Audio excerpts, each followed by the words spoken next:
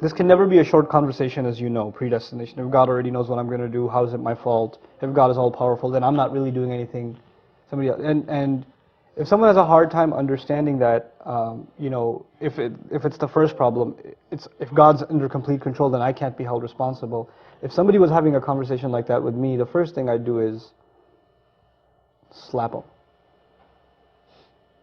Why'd you slap me? It's like, it wasn't me, it was God's decree. You can't blame me for that because it was predestined. That wouldn't work. Would they buy that? Would they be happy with that? No, not at all. Because now I'm saying it's not my fault, bro. It's God's decree. They even know that at a practical level this makes no sense. They know that. But you know why they believe it? Or they want to believe that? Or they want to argue that? Because they want to do some bad things and they don't want to be held responsible.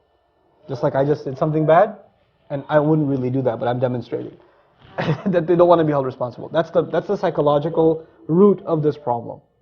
The second thing I'd share is I have a lecture online somewhere. I don't know how everything I say ends up on YouTube, but I have a lecture there somewhere on the story of Adam alayhi salam. Because the Quran does not make a chapter out of decree. Rather, the Quran teaches the lessons of decree from the story of the first human being, teaching us that if there was any human being that had the right to ask, hey, you already knew I was going to end up on earth. What do you mean I ate from the tree as punishment, I got to go on the earth? You already knew all of that. If there was any human being who could have argued God's decree is entrapment, who could it have been? Adam alayhi salam. We learned the solution to this problem in the Quran from Adam alayhi salam, and his story says that a careful study of his story little by little is very important. And at the same time, you know what Shaitan said? Oh, you planned this whole thing against me. You made me slip. So the one who says God decreed me to slip is who? The devil. The devil. The one who says I was the one who was wrong. رَبَّنَا ظَلَمْنَا أَنفُسَنَا. We wronged ourselves. Not God wronged us, we wronged ourselves. If He doesn't forgive us and show us mercy, we'll be from the losers. The one who admits his own fault is Adam. The one who refuses to admit his fault and says it's God's fault is? The devil. The devil. That's what we're learning in the first human being story. No surprise, they call this the oldest problem in philosophy. The devil wants to continue his failure, he wants to inject that virus into us. It's the oldest problem in philosophy because that's Shaitan's problem. Predestination was Shaitan's problem, you know.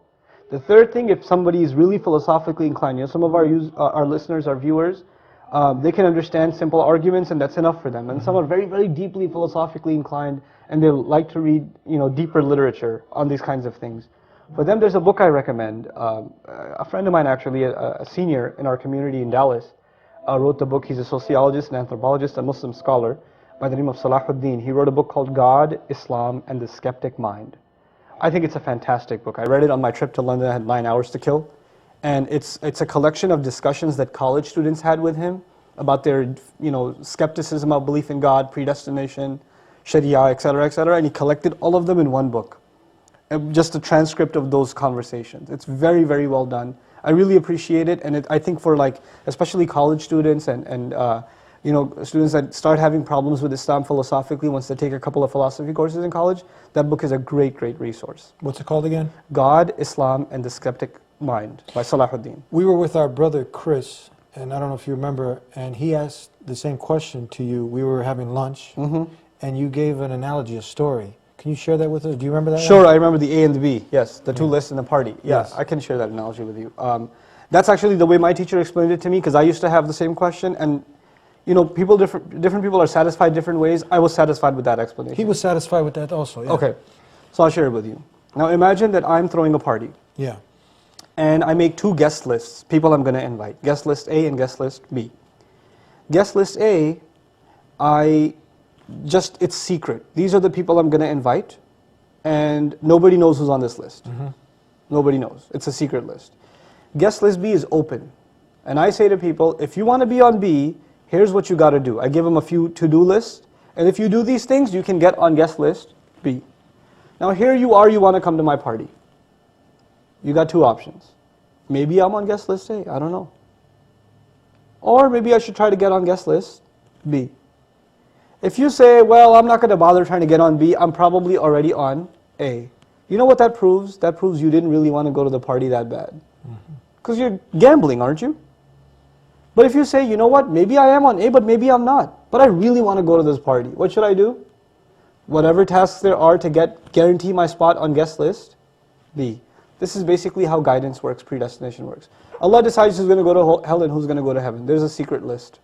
But there's also an open list. Do this, this, this, you get on guest list A. And there's some people Allah will decide to guide, they're over here.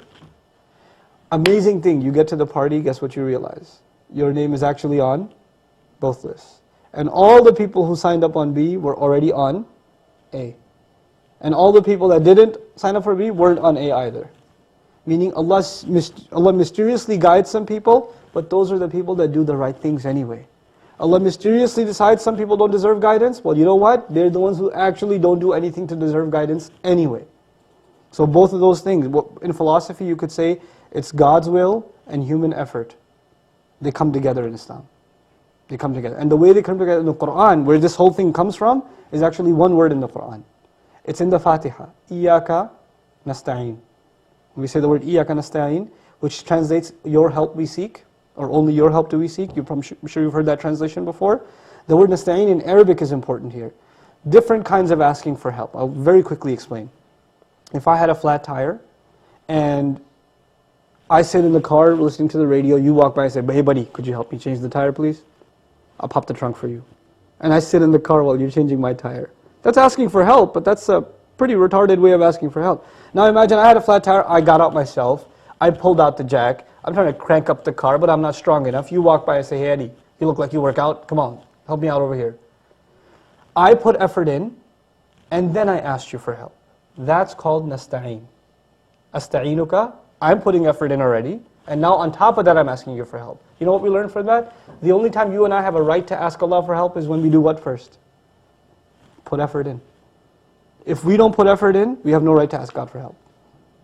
This is what Allah does over and over and over again. The companions go all the way to the Battle of Badr. The angels arrive after that. The angels are not there ahead of time saying, hey, we've been here since 3 o'clock, where you guys been? No. You got to make the effort first, then the help arrives. What happens with Ibrahim a.s.? He's thrown in a fire first, then it's cooled. Human effort first, Allah's help later. But both of those things come together. And that's essentially what predestination is. Once you put the effort in, Allah's decree is that you will be guided.